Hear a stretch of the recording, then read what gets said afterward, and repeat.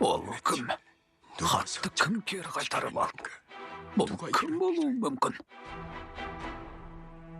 Сонда бұл әлгі адам ғой. Ингем. Саған менің бұл жүрісім онсыз да ұнап қалды ғой. Бізде дәлел бар ма? 충주가 나온 만큼 Ол ары қарай да тергейді ғой. Енді қайттық. Тағы да Ибан Уанды тергеуге алам. Міндетті түрде бәрін мойындатам.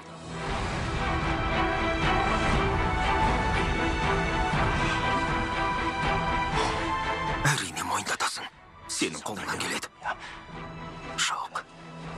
Жоқ. Ол хатты жоққа шығаруға тура келеді. Егер бұл рас болса, Исонгенің ұлын тұтқындауына тура келеді. Бекюнды өлтірген адам ретінде. Исонге күреспейді. Беріле салады деп ойлайсың ба?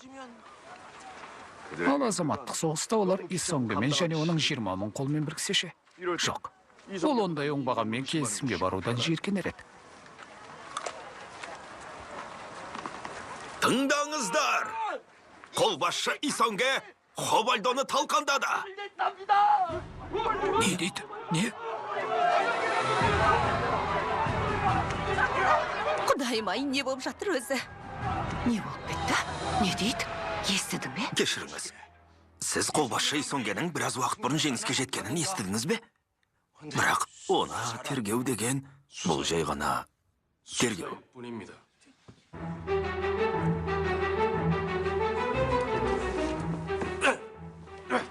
Алдымен хатты көріп алайық.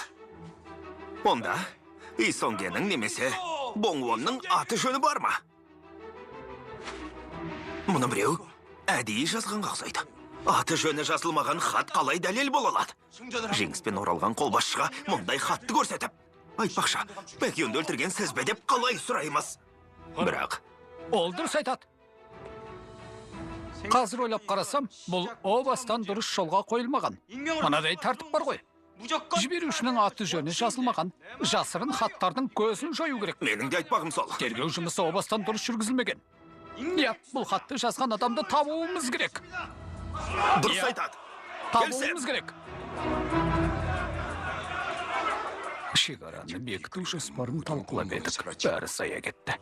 Бәрінен көңілім қалды. 공포만 남았다. Иә. Олар Исонгемен күресті болдырмауға тырысады. Оның күші өздеріне қарсы бағытталғанын қаламайды. Бұларды алаңдататыны осы.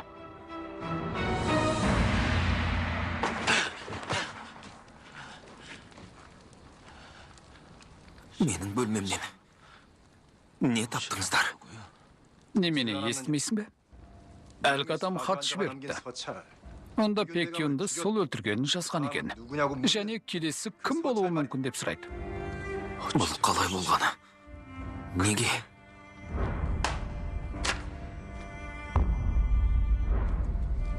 Мүмкін емес.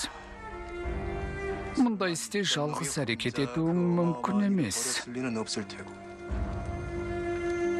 Сонда жоңды жоңғырса расымен мені өлтірмек пе? Жоқ. Тіпті ондай ойы болса, бұл дұрыс емес. Әкеме қауіптенеді. Бұған әкеңнің де қатысы бар шығар.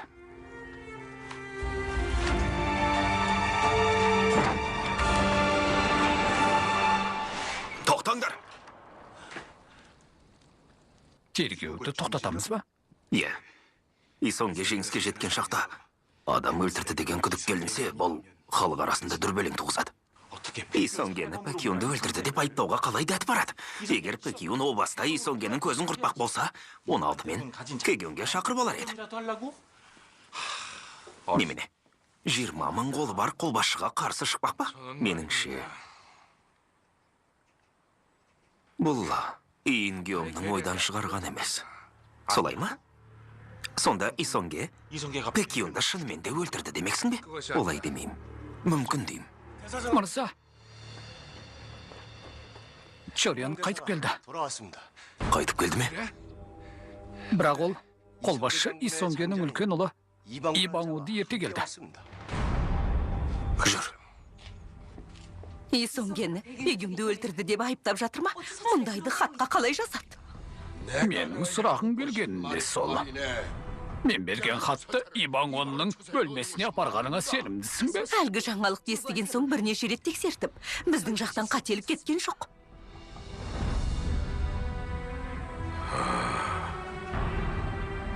Демек, бұл соның ісі. Жоңды жоңның ісі. Мен бұған сенімдімін. Енді не істейміз? Егер олар Ибаңуанды азаптап, бұл қадамға баруға мәжбүрлеген әкесі екенін мойындатса, онда алдан екі тұр. Әзірге тергеуді тоқтатуға бұйрық бердім.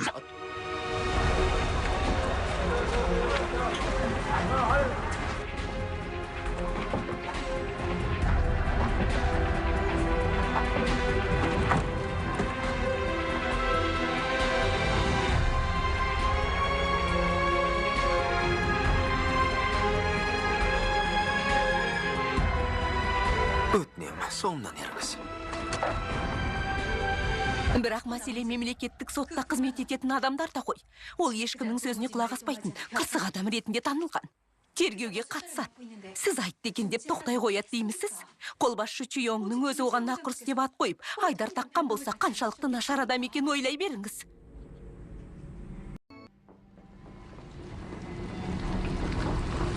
Сізді жұмыстан шеттетпек болғанда бірнеше рет қызметінен алып тастауға да талпынған. Оңайшылықпен айтқаныңызды істей қоймас. Бірнеше рет алып тастауға талпынса, неге әлі өз орнында отыр деп ойлайсың? Мен оны жайдан жай жоғары бағалар едім.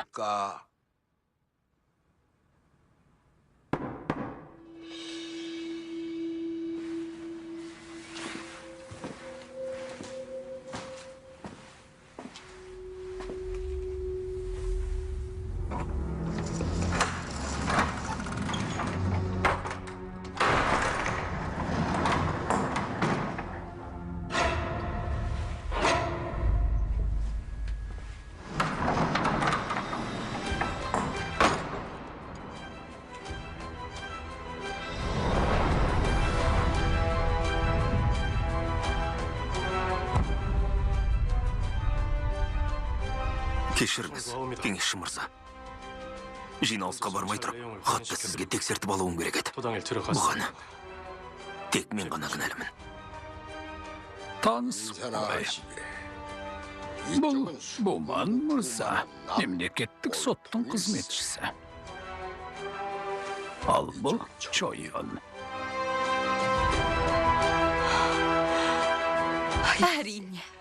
Әрине сіздікі жөн кеңесші мырза. Демек, солай болды ғой. Сіз алған хат басқа болды. Бірақ неге? Неге? Күдік туғызатын адамыңыз бар ма еді? Саясатқа келгелі, бірақ рет осылай алдандым. Сондықтан оның кегенге кіруіне тыйым салғам. Бірақ мен оның осында жүргенін сезіп жүрмін. Жоңды меңзеп тұрсыз ба? Солай ма? Оны неге сұрадың? Бигук ғибадатханасының қызметшісі Чорион жақында ғана сол адамды тілге тиек еткен. Неге? Жоңды іздеп жүрмін деді. Біреудің өтінішімен. Бұл кім болуы мүмкін, а? Чорионның Хоңинбанға жұмыс істейтінін бәрі біледі. Демек, Хоңинбаңның соңынан қалмай жүрген көлеңке жоңды болуы да мүмкін, мырзам.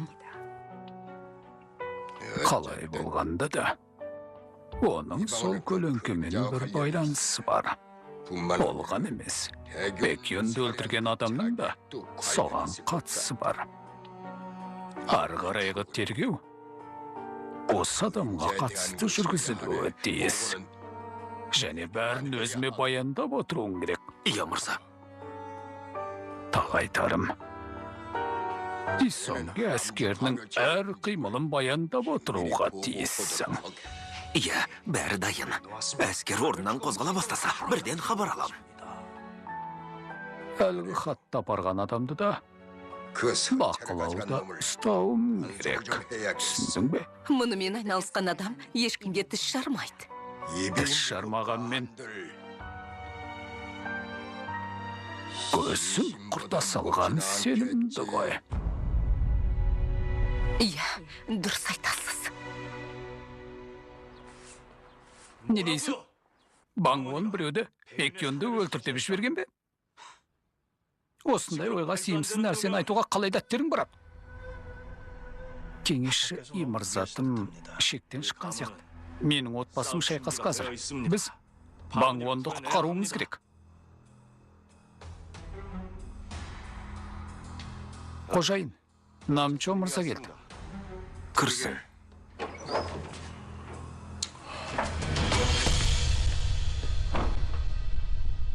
Хамжоға барғанда Хвасаданға бас көз болды екен. Бірдеңе болып қалды ма? Байшығыштерге қызмет ететін Яксанды білесіз ғой. Басандағылар оған бір шаруаны сеніп тапсырыпты. Қазір сыраханаға баруында жиілетіп кетті. Қолына біраз ақша түскенге ұқсайды. Солай ғой. Жалған хатты тастап кеткен сол шығар. Онда, оны ұстап алып, мемлекеттік сотқа тапсыру керек. Мемлекеттік сотқа қалай сенеміз? Барлық жерде кеңесші үйдің адамдар отыр ғой. Сіз Нам мырзаны әділ әрі бір бетке адам деп едіңіз. Сондай екен рас. Бірақ Алдымен Яксанды ұстап алыңдар. Иә. Демек бұл Имырза емес. Жоңды жоң ба? Мұны ойлап тапқан жоңды жоң ғой. Яксанға қалған ақшасын бердің бе? Бүгін бермеппін. 지불할 것입니다. Оны бір алыс жаққа жібер. Барса келмеске. Тезірек. Түсіндім.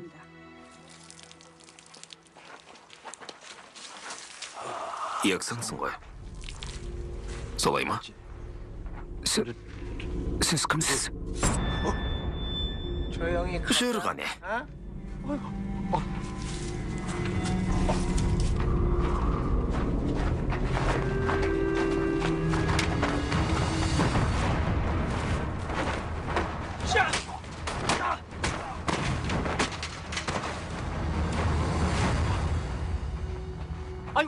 Рахмет. Шошып кетіп едім. Енді біраз уақытқа дейін Кегенді төбе көрсетпеймін. Қалған ақшамды бер.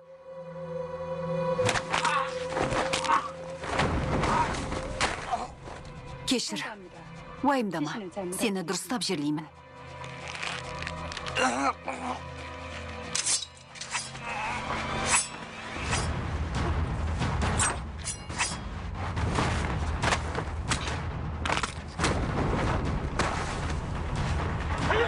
Көмектесіңдер. Өтінем, көмектесіңдер.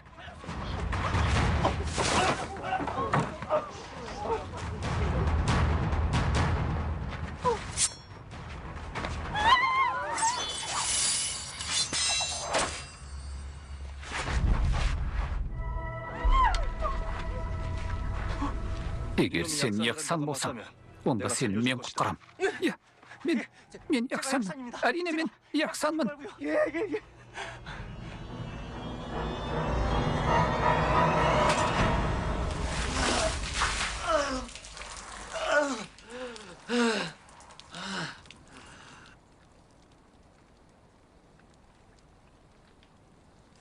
Тергеуді доғардық.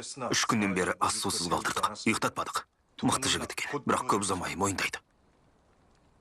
Енді сен іске кірісуің керек. Иә.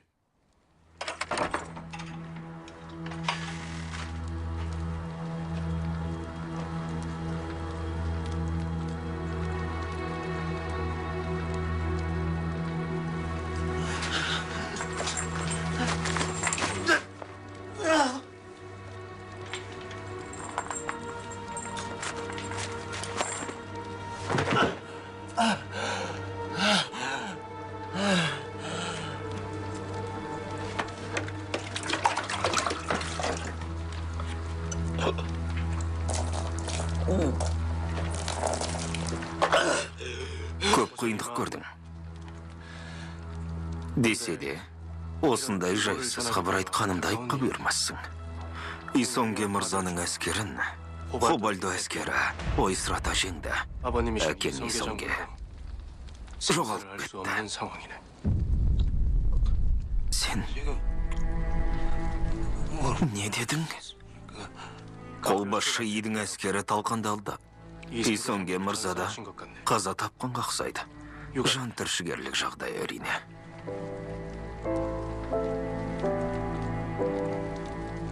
Әкемнің әскері талқандалды ма? Солай ма? Әкем.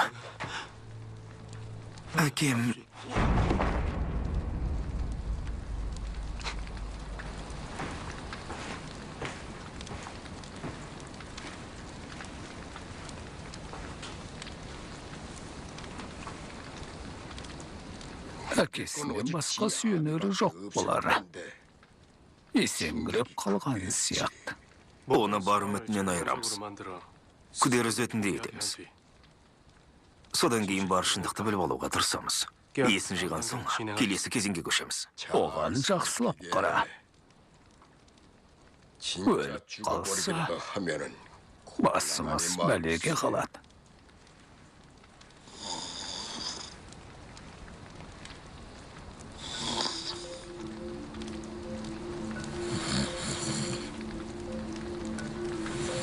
Мынаны есінен танған екен десем, әкесі өлді емес пе?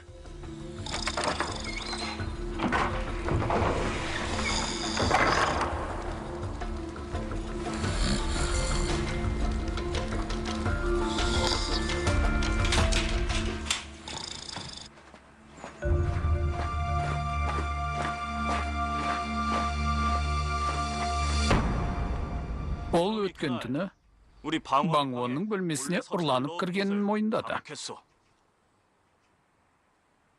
Хат тастап кеткен екен. Өтінен бұл адамды тергеуге алыңыз.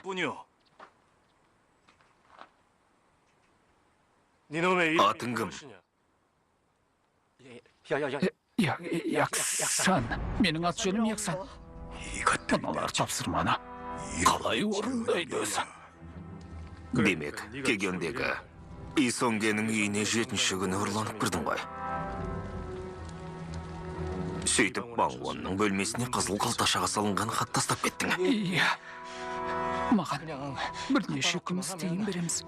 Хатты тастап кетсең болды деді. Сені жалдаған адам. Хвасадандық қыз ба? Ол қыз ештен айтқан жоқ. Бірақ мен 30 жыл бойы Қаңғыбастың үйін кештім. Оның Хвасаданнан келген анық. Енді мені мұқият тыңда. Өмір сүргім келсе, жаңа маған айтқан нәрсені ешкімге айтпауым керек. Не? Бұл үкіметтегі саяси күреске қатысты нәрсе. Сондықтан сен маған ғана сенуге тиіссің. Иә.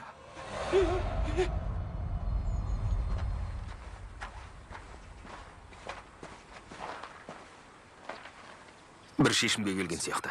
Хвасадан да тілге тие кетті. Енді аузын жабады.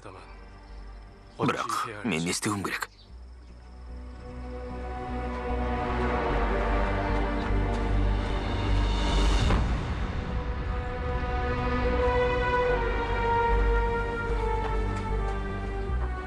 Мұнда не үшін келдіңдер? Қолбасшы иге жала жапқан адам ұсталды деп естідім. Сырттан қысым жасалыпты. Мен бұған алаңдаулымын. Себепсізден себепсіз алаңдамаған екен. Мұнда бірінші болып келдіңіз ғой. Мұны мен не демексіңдер? Мен де осы хабарды естіп, мән-жайды білу үшін келіп тұрмын.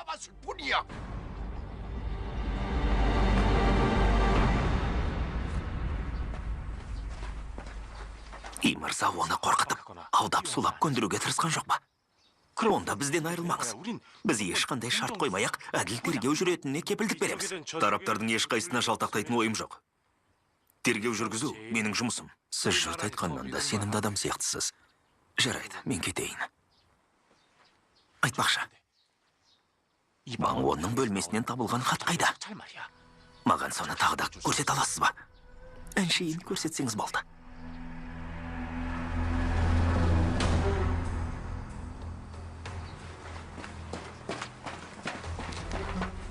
Қолбасшы үйдің әскері қозғала бастады. Сенімсің бе? Мұндай қалың қол жасырын түрде қозғала алмайды. Қандай да бір өзгеріс болса, бірден хабар алам. Дәл сол уақытта. Ары қарай бақылай бер. Және маған баяндап отыр. Құп болады. Мыналардың бәрі. Бұлардың бәрі сенің отбасың ба? Иә, менің отбасыма Құдай осынша бала беріпті. Не істеп тұрсыңдар? Тез өздеріңді таныстырыңдар. Бірінші, Екінші, үшінші, төртінші, 5-ші, 6-ші, 7-ші, 8-ші. тоғызыншы. Қонсабом. Алдымнан қарағанда да, артымнан қарағанда да қонсабоммын. Болды. Бұл сенің әкең бе? Сен әкем өліп қалды деп едің ғой. Не? Жоға! Рұқсат етсеңіз, мен айтайын. Мен шығыстың егіз айдаһарлары қылыштасу өнерінің 24 тәсілін ойлап тапқан адаммын. Және Мойураның ұстазымын. Өтінем қойыңызшы. Бүкіл отбасымызбен қабылдағаныңыз үшін сізге алғысым шексіз. Айтқаныңыздың бәрін орындауға әзірмін. Не жұмыс болса да. Қай жерде тұратындарын көрсет. Әй, жақсы болды ғой. Сенімен сосын сөйлесем. Немене? Жас мырза ма? Иә, қазір оны мемлекеттік соттың шешімімен қамап тастады. Әрине, бұл мен жоқта болған жағдай ғой. Оны міндетті түрде алып шығам. Тіпті түрмені басып алуға тура келсе де. Қайдағын айтпашы. Баңу мырза бәрін реттеп жатыр. Сондықтан оны көп ұзамай босатады. Бүкіл отбасыммен осында тұрып жатқанымды ақтау үшін бір ерлік көрсетуім керек. Онда қуаныштымын. Сен әлгі Семсағайдан егіз айдаһарлар қылыштасу өнерінің бір әдістерін үйрендің бе? Жоқ. Қайдағы егіз айдаһарлар тәсілі? Бұл кісі түкке тұрмайтын 24 тәсілді ғана меңгерген алаяқтың нақ өзі.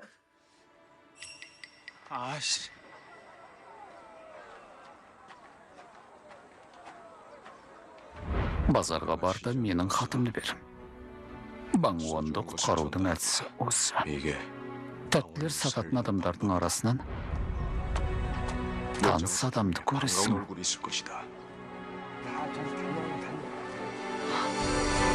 Бірақ оны танитыныңды ешкімге білдірме.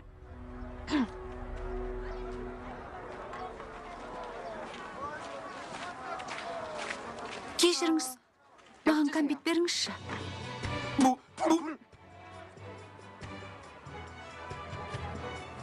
Иә, қайсысын алғыңыз келеді? Күріштен жасалған тәтті. Емен жаңғағынан жасалғаны да жақсы. Тоқтаңыз, бұршақ кәмпиті де бар. Міне. Рахмет. Қандай сүйкімді қызсың. Тағы біреуін берейін. Қиылыста. Қиылыста.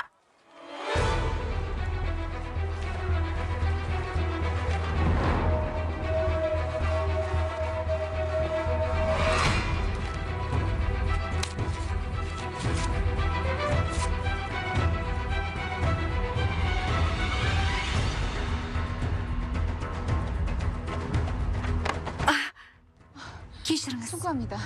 Ештеңе етпейді.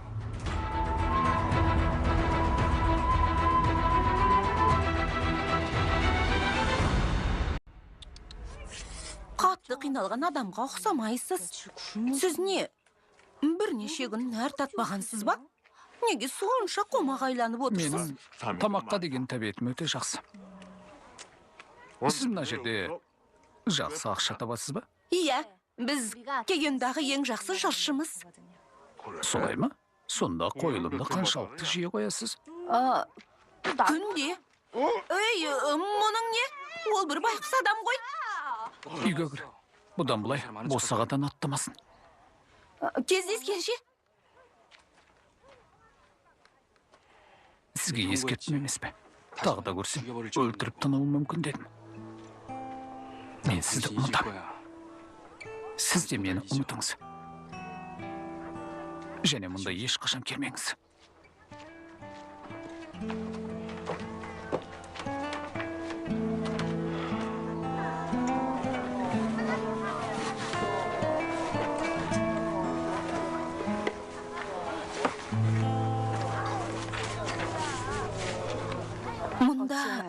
неге келе бересіз? Мен оған жауабымды беруім керек. Қазір жауап беретін уақыт емес. Қолбасшы Сонге Кегенға келуі мүмкін. Қолбасшы келмейді. Қалайша сенімді боласыз?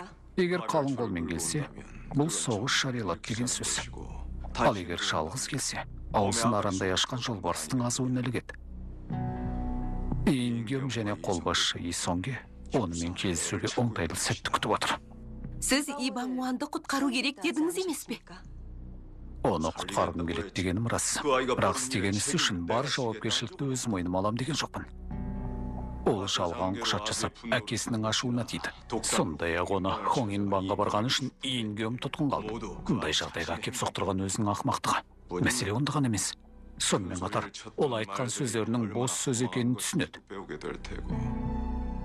Жалғыздық деген толықтай оқшаулану және сыртта не болып жатқанынан бейхабар болуы. Бұл оны әлсіретеді. Және ол біртіндеп көңілі түсіп, жабырқай бастайды. Бұл күйден ешқашан арыла алмайды. Сондай сәтте белгілі салама жоқ па, оны көрерміз. Мұны істеу басқа ешкімнің қолынан келмейді. Өзінің ғана қолынан келеді.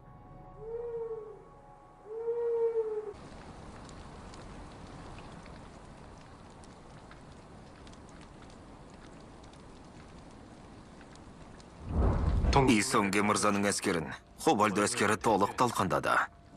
Қолбасшы Исонгенің өлі не тірі екенін біз білмейміз.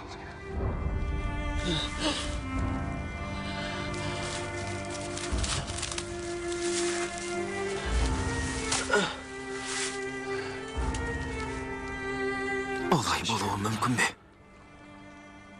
Бұл әкемнің мұндай жағдайға тап болуы мүмкін емес.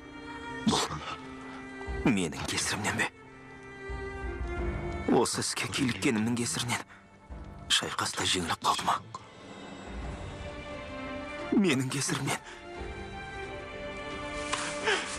Өтінем, шығарыңдар мені. Менің әкем өліп қалды. Өтінем, жіберіңдер.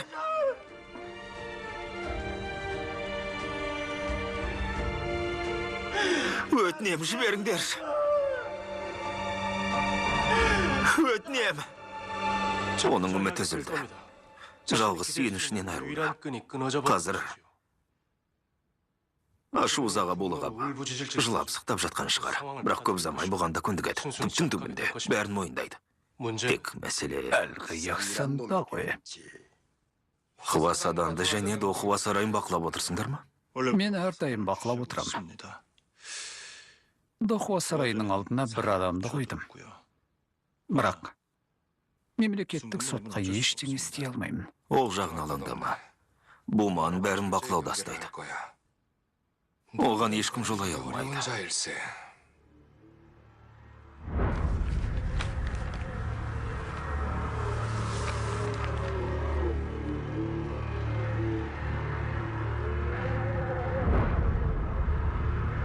Не ойлап отырсың? Жай, ештеңе. Көзсіз сенуге болмайды. Ингем жауыз адам. Яксан бәрін мойындамайынша, бір сәтке де босаңсымау керек. Оның қандай іске баратыны белгісіз. Көзсің құрт. Яксан өлік болса, сіз күдіккеленесіз. Менен ешкім күдіктенбейтіндей етіп жасай алмайсың ба? Неге бұлай істемеске?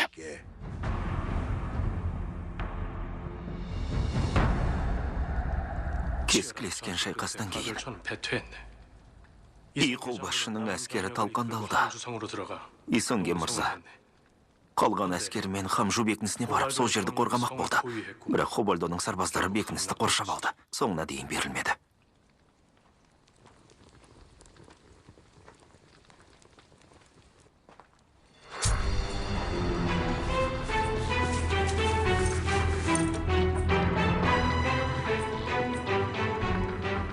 Бұл аман қалудың жалғыз жолы. Тіпті көргеніңді мойындасаң да, олар сені осы жерде өлтіріп тынады. Менің айтқаным істе.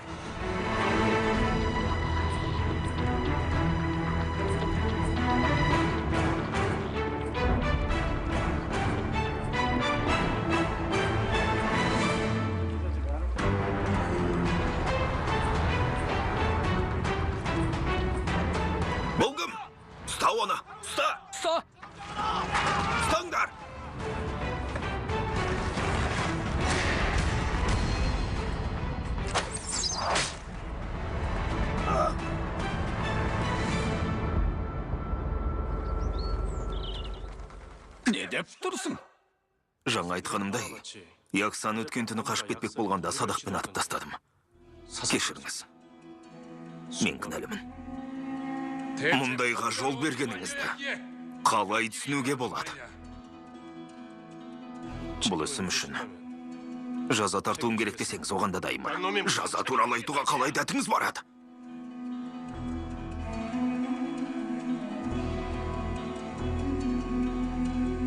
Енді бұл қателікті түзеу үшін 이번 실수를 Ибан Вонды тергеуге бар күшіңізді салуға тиіссіз. 하시기.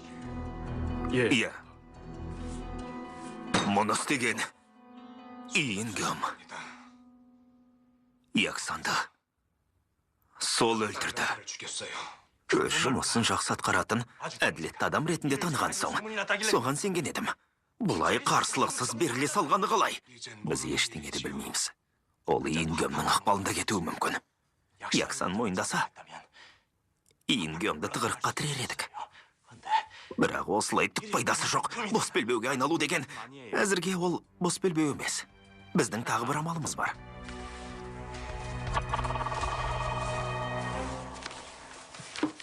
Мынау Ибан Вонның бөлмесінен табылған хат. Немене? Мен өтініш жасап, көшірмесін жасатып алдым. Дұрыс айтасыз. Сенсерді пайдалану әдісі мен қылғаламды ұстау әдісі бір-біріне ұқсас болып келеді. Мен сол түні көрген қылышты сермеу әдісі осы жазуға ұқсайды. Егер менің күдігім рас болса, бұл хат жалған құжат емес. Оны шынымен де жазған. Сонымен Егер бұл хатта Бан Вонның бөлмесіне таста деген кеңесші И болса, және бұл шын хат болса, әлгі жауынгерді де үйреткен сол. Сондықтан сол жауынгерді ұстап алуымыз керек. Бұл жағдайды мүлде басқа жағынан пайдалануға да болады. Сен онымен шайқасып пен? иә, Онда тағы бір жекпе-жекке шығып көрейік.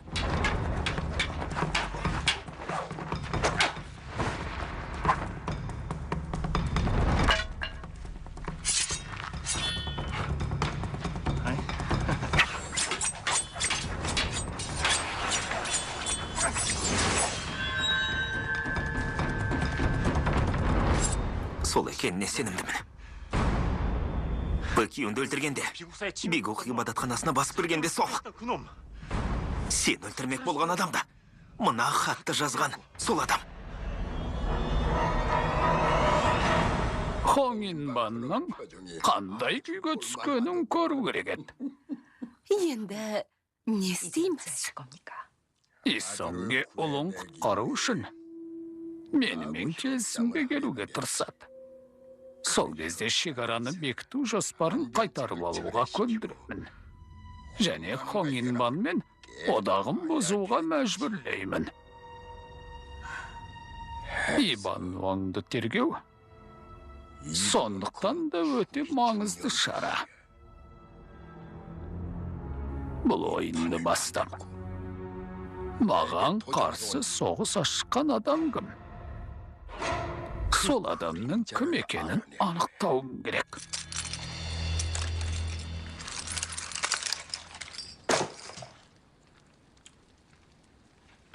Әкеңнің әлгіндей жағдайға тап болуы ауыр соққы болып тиген шығар. Бірақ, қалай болғанда да, әкеңнің Бэкюнді өлтіруге себебі болды деп ойлаймын. Дегенмен, шекараны бекіту жоспарын мақұлдау кезінде түсініксіз жағдайлар көп болды. Меніңше, бұл ойында ойлап тапқан адам бар. Және сенің бірдеңе білетінің анық. Мен саған көмектесуге тырысып жатырмын. Мұның бәрін кім ұйымдастырып жүргенін білесің ғой. Солай ма?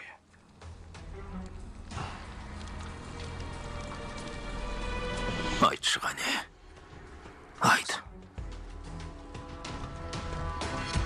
Бұл жоңты жоңның ойлап тапқаны ма?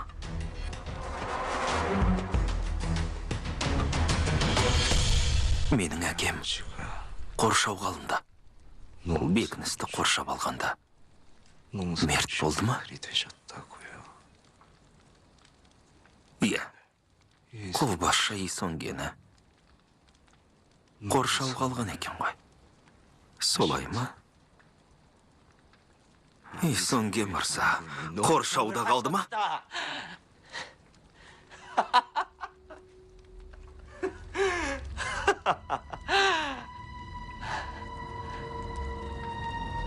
Жүз елуден астам шайқасты. Әкем, қолбасшы Исонге ешқашан. Тіпті бір ретті қоршауда қалған емес. Қолбасшы идің әскері жайлы. Сен не білушең?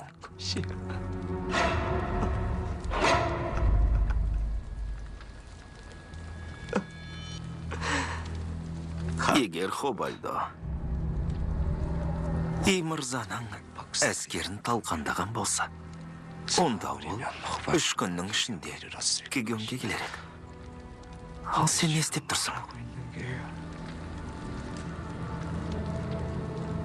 Біздің елде қызыл сәлделілер басып кіргенде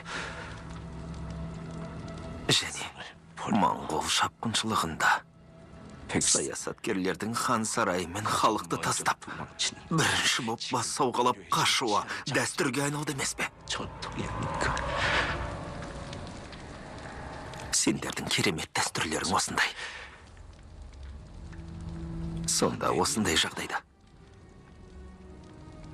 Яғни, қолбасшы идің әскері талқандалып жатқанда, сен мені жайбарақат тергеп тұрсың ба?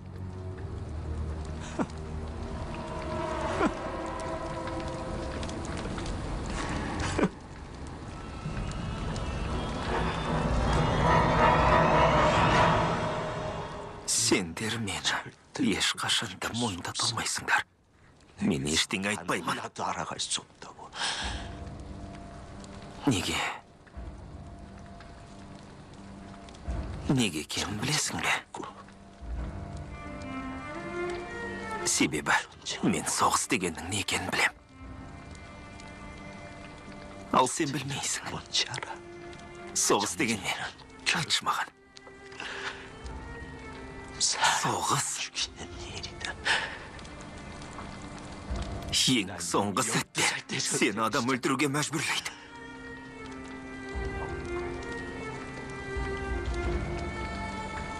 Мен 12 жасымнан бастап адам өлтірдім.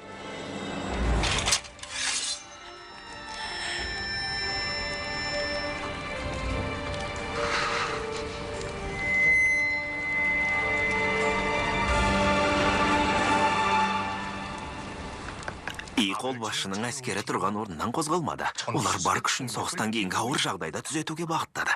Оған күмәнім жоқ. Кеңесші мырза! Не боп қалды? Мен қонақпен отырмын. Кешіріңіз. Тура кіреберісте. Дәл қазір. Кіреберісте не болды? Қолбасшы Исонгенің өзі тұр. Садағы мен жебесі бар.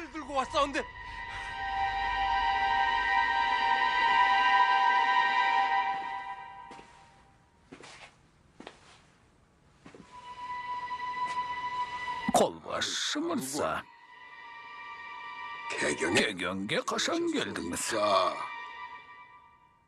Жеңісіңізбен құттықтаймын.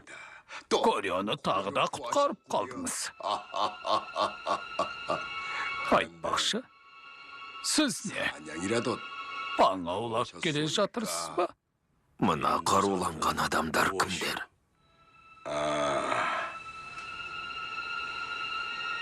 Ақыры, қару-жарақ садағыңызда астына келген екенсіз. Қызметшілер менің қауіпсіздігімді ойлаған болар.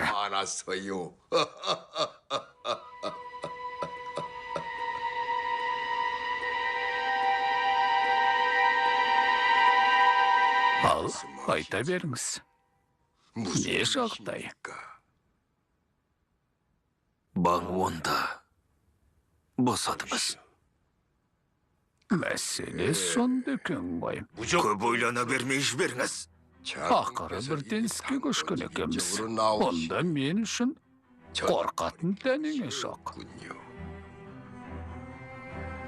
Сіз шекараны бекіту жоспарын кері қайтарасыз. Сөйтіп Хамжуға қайтасыз. Егер сізбен келісімге келгім келсе, садағымды ала келермем. Өзіңіз дөрек адам екенсіз. Сіз маған адал болам деп ант су ішкенсіз. Ант су ішкенде шығармын. Себебі мен бір кездері қожайынының қолын сүюге даяр оңбаған болдым. Демек, енді ондай емессіз ғой. Енді бәріне айта берсем бола ма? Сіз өмір бойы Юаньның алдында құрдай жорғалап, мәймөн күліп жүрдіңіз.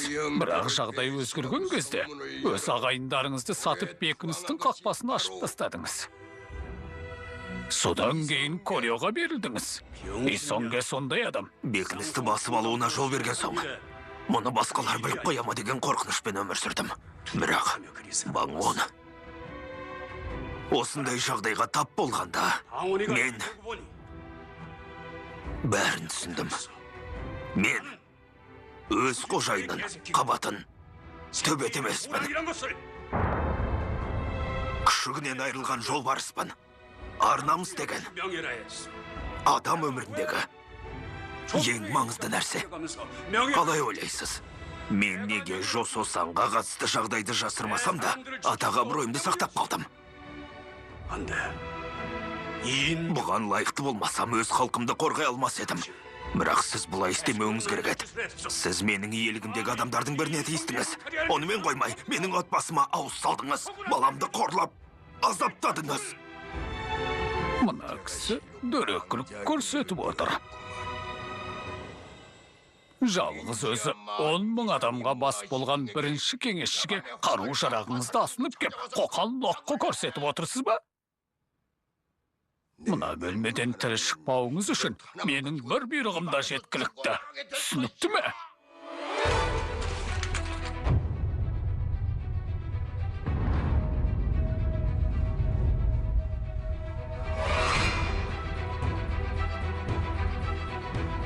Адамдар бір нәрседе қатты қателеседі. Садақ пен жебені алыс қашықтыққа ғана ататын жай бір қару деп ойлайды. Әдетте солай екені рас. Бірақ Исонге үшін олай емес.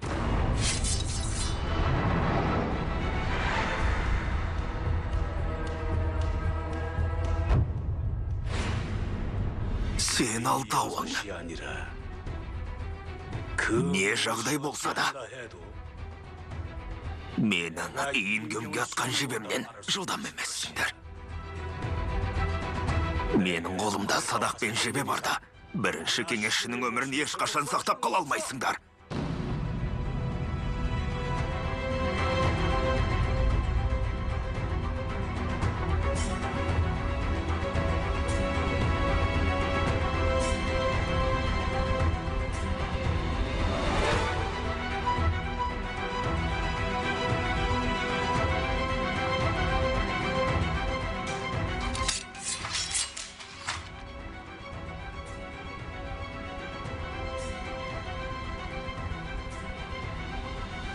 Ертең таңертеңге дейін Ван Вонды босататын болыңыз.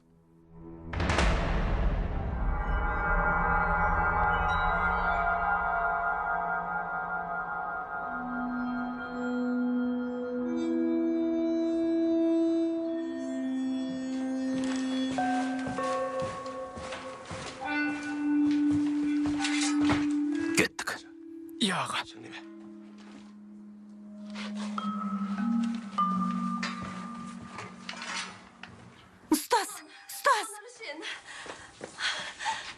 Исонге мырза Дохуа сарайына барыпты. Қасына ешқандай әскер алмаған ба? Ежиран мырзамен бірге барған екен. Ол әлі де Дохуа сарайында ма? Біраз уақыт бұрын кетіп қапты. Бірақ үйіне бармаған. Исонгені дұрыс түсінбеген боп тұрмын ба? Оны тауып алу керек. Бүгін түнде тауып алуға тиіспіз. Иә, адамдарымызды оны іздеуге бұйырдым. Сонда не істемек ойы бар? Қайда кетті? Сен Исонге мырзаның Кегенге келгенін естіп едің? Дереу барып оны тауып ал. Сөйтіп бәрін маған баянда. Неге жауап бермейсің? Ұстаз, бұл шұғыл шаруа сияқты. Сондықтан оны сізге ескертпестен алып келдім. Кімді?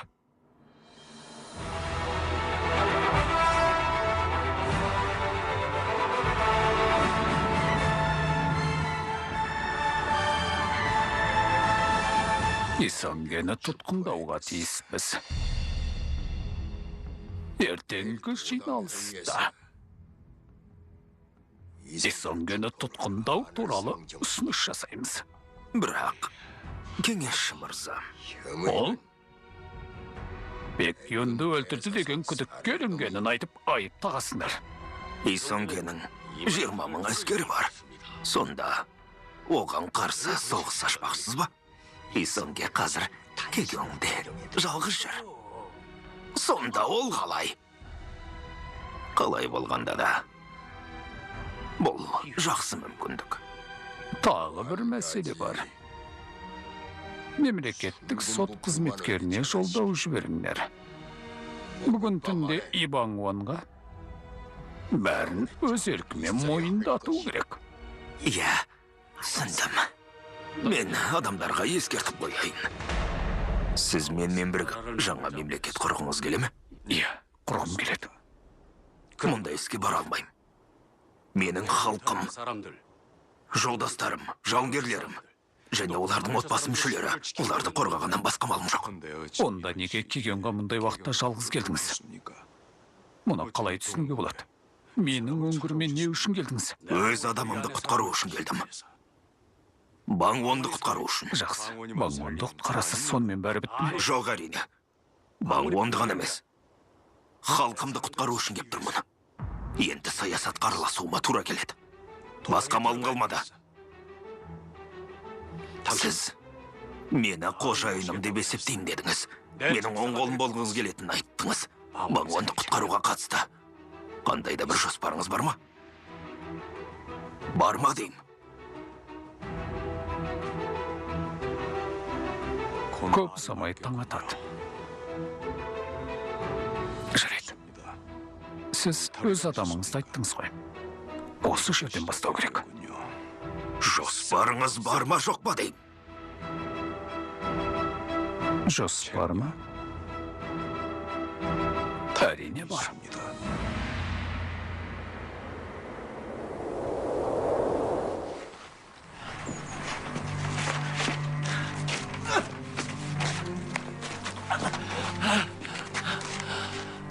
Кеттік.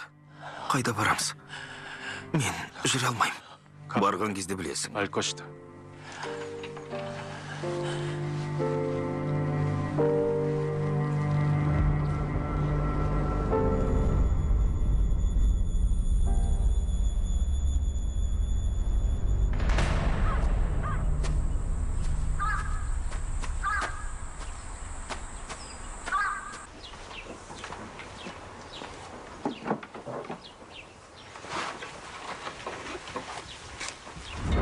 Оның жыршы екенін айтты. Рас өтірігін білмеймін. Бірақ әзірге бар білетініміз осы.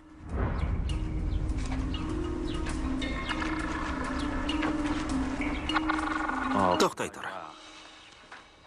Мен осында бір атақты жыршы бар деп естідім. Солай ма?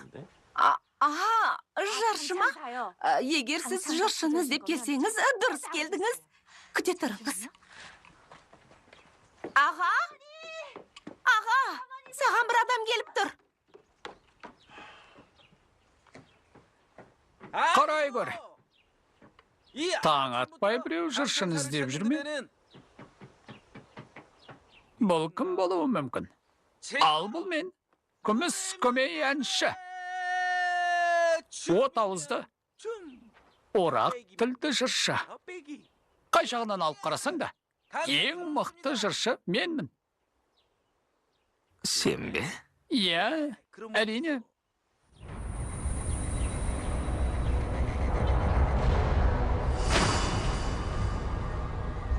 Бетпердеңді шеше аласың ба?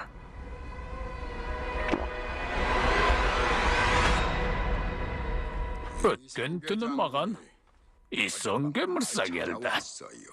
Кегенға келіп пе? Бекием мырзаның өліміне қатысты. Неше түрлі сыбыс тарағанын біле тұра, бәрібір Кегенға келіпті.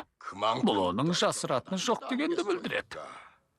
Олай болса, бұл жолы тергеу жүргізейік.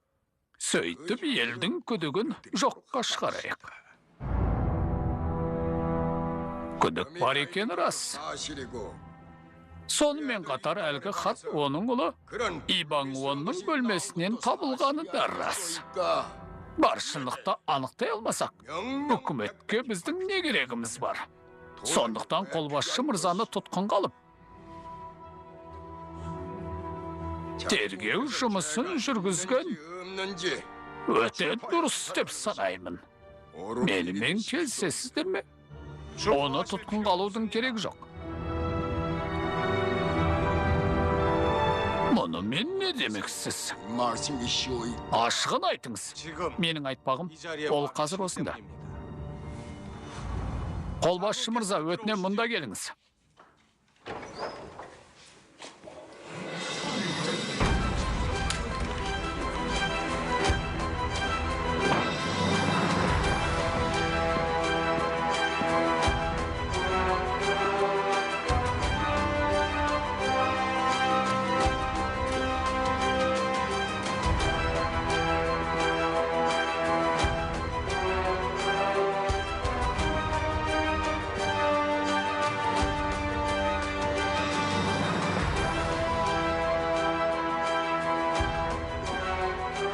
Менің бесінші ұлымның бөлмесінен табылған хатта біреу әдейі тастап кеткен.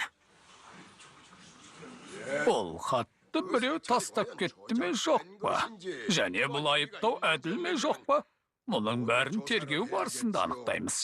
Әзірге бұл тартпас дәлел жоқ болғандықтан, Дәлел бар. Мен айтам дәлелді.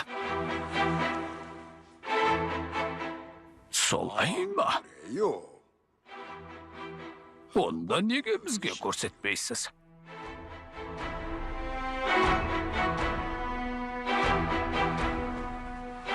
Маңу!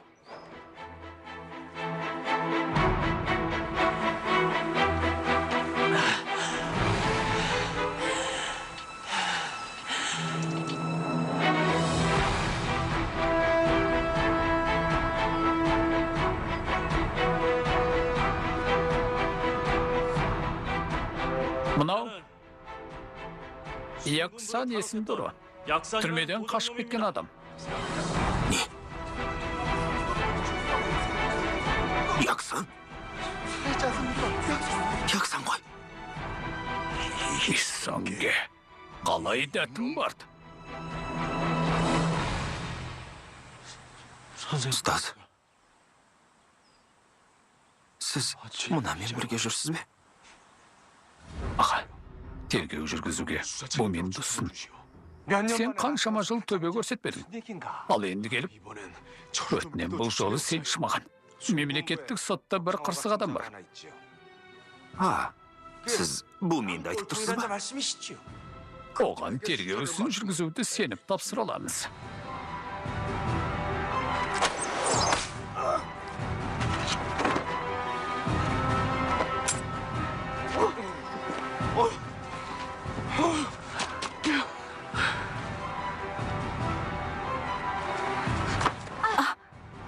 Кешіріңіз. Ештеңе етпейді.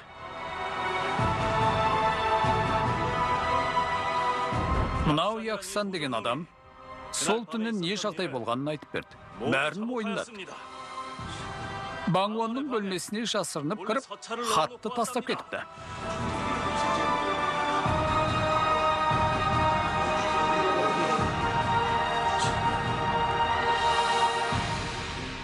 Енді бұл адамды кім жалдағанын табу ғана қалды.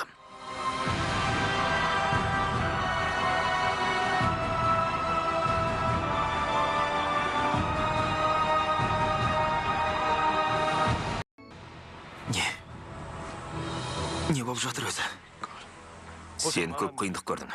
Әкеңе де ештеңе болған жоқ. Сонда әлгі адамда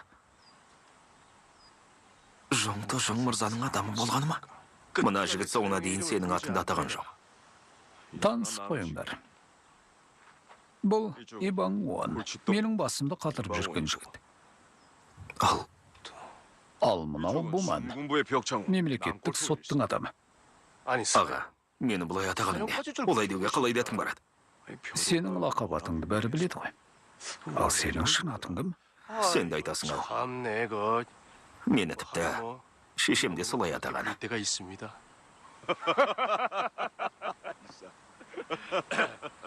Сен көп жағдайды бастан өткіздің.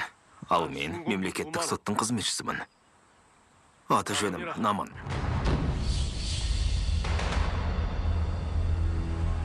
Наман екенсің ғой.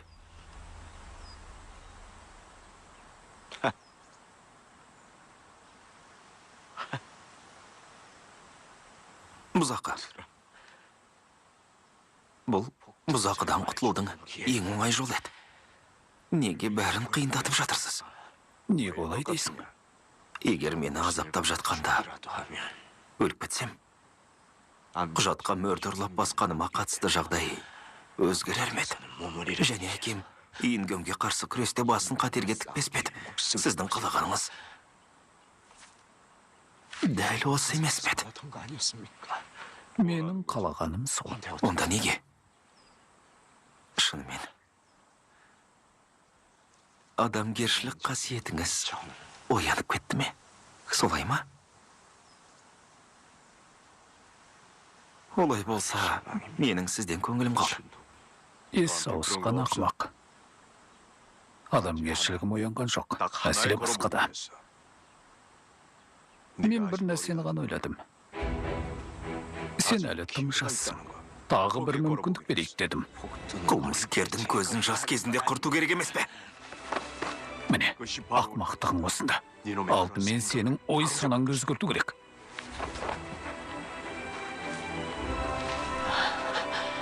Бұдан бұлай, мені ұстаз деп ата.